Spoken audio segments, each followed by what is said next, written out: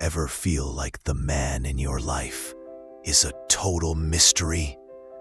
One minute you feel connected, and the next, his confusing signals or emotional distance leave you feeling like you're worlds apart. You end up wondering if you're asking for too much, or if you're the only one who feels this way. But what if the key to a deeper, more passionate connection was understanding a few psychological truths about how men often think and feel? We're about to pull back the curtain on those secrets. Understanding these core patterns can honestly transform your relationship, turning frustration into connection. So let's dive in. His worth is tied to his performance. First up, it's common for men to tie their self-worth directly to their performance. This isn't just about his career, though that's a huge part of it. It extends to his ability to provide, to fix things, and yes, to his performance in the bedroom.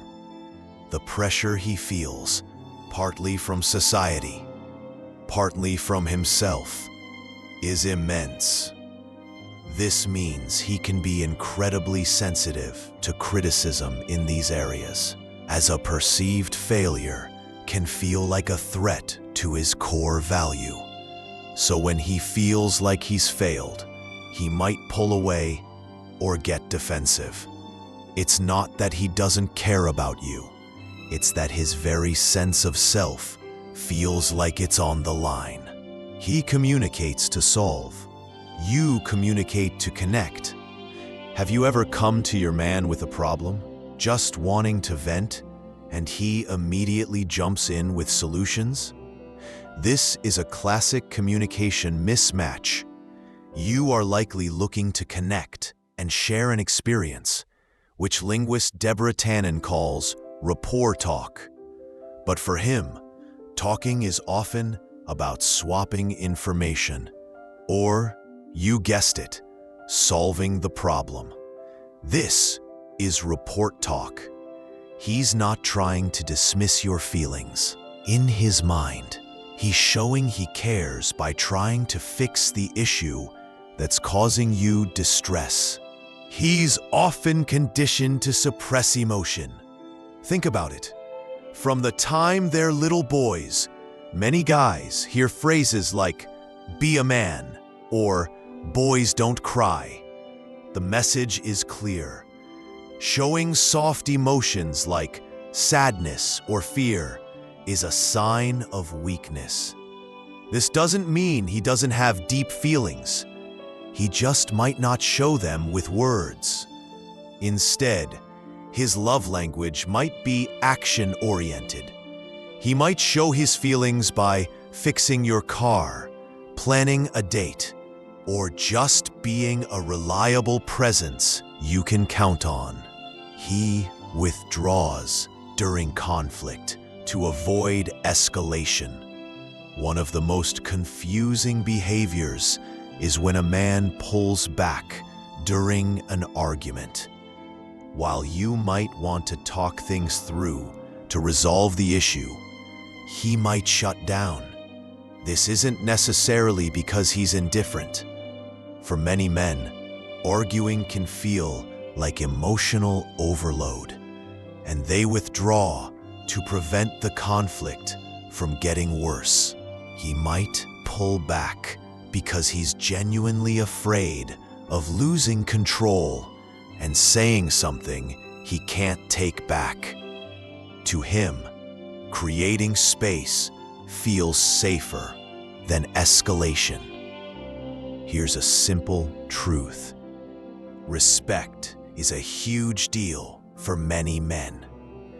This ties into why they so often respond better to direct communication.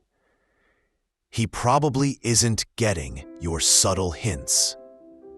He's not trying to be dense, I promise. Many men are simply socialized to respond to clear information, not to read between the lines.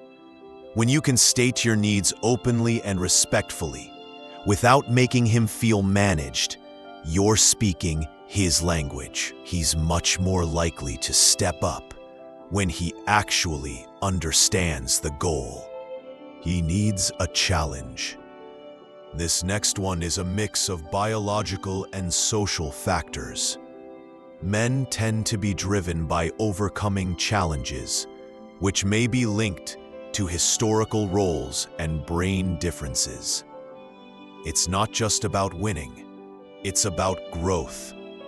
Facing resistance is a key way many men build resilience. So, when you see him laser-focused on his career, a video game, or a tough project, try to see it as his way of striving and growing. Understanding this can help you appreciate his motivations, even when they differ from your own. He depends on you for emotional intimacy. Despite that stoic exterior, many men rely heavily on their romantic partners for emotional support and intimacy. While women often have broader social networks for support, a man's partner is frequently his primary and sometimes only confidant. Now, this isn't true for every guy, and research from 2024 and 2025 suggests that this gender gap in support networks may be shrinking. But for many men, you are his safe harbor. He may not always know how to ask for it, but creating a safe space for him to be vulnerable is one of the most powerful things you can do for your relationship. Let's be clear. Understanding these patterns isn't an excuse for bad behavior. It's a call for empathy. It's about being given the user manual you were never handed.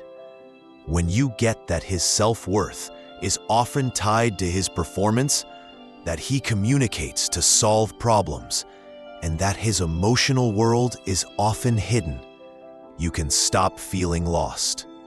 You can start building a bridge to a deeper, more resilient love. Because the best relationships aren't built on guesswork, they're built on understanding.